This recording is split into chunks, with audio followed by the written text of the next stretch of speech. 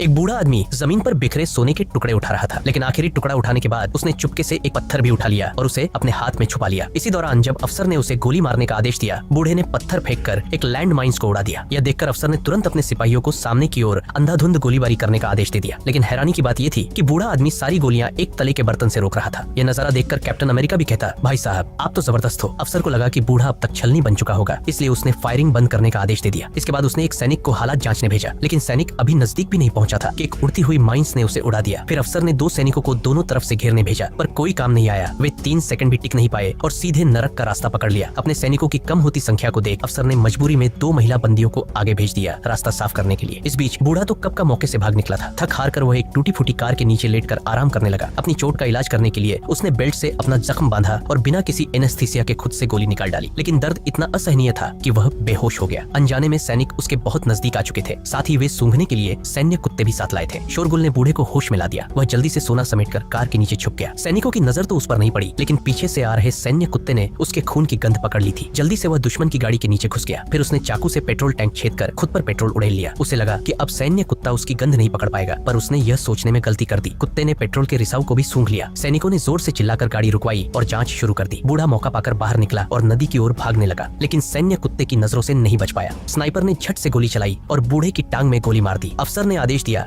कि बूढ़े को जिंदा पकड़ा जाए और कुत्ते को छोड़ दिया। कुत्ता तेजी से दौड़ता हुआ उसकी ओर बढ़ा, लेकिन बूढ़े ने बिल्कुल ठंडे दिमाग से माचिस जलाई और अपने शरीर पर पेट्रोल को आग लगा दी। कुत्ता डर के मारे वहीं रुक गया। बूढ़ा जलते हुए नदी की ओर भागा। सैनिकों ने उस पर ताबड़तोड़ फायरिंग की, मगर वह फिर भी नदी में कूदने में सफल रहा। सोने के भार से वह जल्दी से नदी के तल में डूब गया। तैरना न आने के कारण सैनिक उसे पकड़ नहीं सके, लेकिन आधे घंटे के भीतर ही बूढ़ा पानी के नीचे ऑक्सीजन खत्म होने से ऊपर आ गया। जैसे ही वह सतह पर निकला, स्नाइपर ने उसे गोली मार दी। लहूलुहान पानी देखकर अफसर ने गोताखोरों को सोना निकालने भेजा, पर जैसे ही गोताखोर नीचे गया, बूढ़े ने उसकी गला काट दी और उसकी ऑक्सीजन खुद ले ली। नाव पर मौजूद सैनिक खून देखकर डर के मारे कांपने लगे। फिर भी अफसर के आदेश पर उन्हें पानी में कूदना पड़ा, पर 2 सेकंड भी नहीं हुए थे कि पानी फिर से लाल हो गया। डर से कांपते सैनिक भागने लगे, पर उनमें से एक को अपने ही आदमी ने गोली मार दी। हैरत की बात यह थी कि गोली लगने के बावजूद नाव चलती रही। स्नाइपर ने भारी मशीन गन से फायरिंग कर दी, लेकिन बूढ़ा इस बार फिर मरे हुए सैनिक का सहारा लेकर बच निकला। अफसर लाचार खड़ा सब देखता रहा। इसी बीच बूढ़े का कुत्ता भागता हुआ वापस आया। अफसर को उससे बूढ़े का पता लगाने का नया तरीका सूझा।